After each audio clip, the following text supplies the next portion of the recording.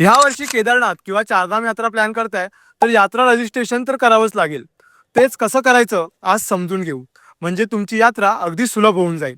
तर व्हिडिओ आताच सेव्ह करून ठेवा. सर्वात पहिलं चारधाम रजिस्ट्रेशन असं सर्च करा. आयफोनवाल्यांनी सफारी ब्राउझरवर ओपन करा. त्यानंतर चारधाम यात्रा उत्तराखंड या पहिल्याच ऑप्शनवर क्लिक करा. ओपन झालं की साईडच्या 3 लाईन्सवर क्लिक करून चारधाम रजिस्ट्रेशनवर क्लिक करा. आता तुम्हाला तुमची ID पासवर्ड इथे क्रिएट करायचा आहे. तुमचं नाव नंबर टाकून तुम्ही इंडिव्हिज्युअल की टूर फॅमिली सोबत जाताय ते टाकून घ्या.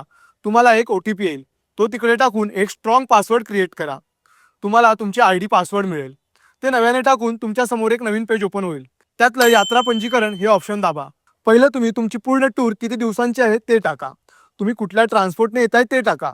नंतर केदारनाथ किंवा कुठल्या धामवर तुम्ही कुठल्या दिवशी असाल ते टाका. शेवटी क्रिएट टूर हे ऑप्शन दाबा. तुम्हाला असं काहीतरी चित्र दिसेल.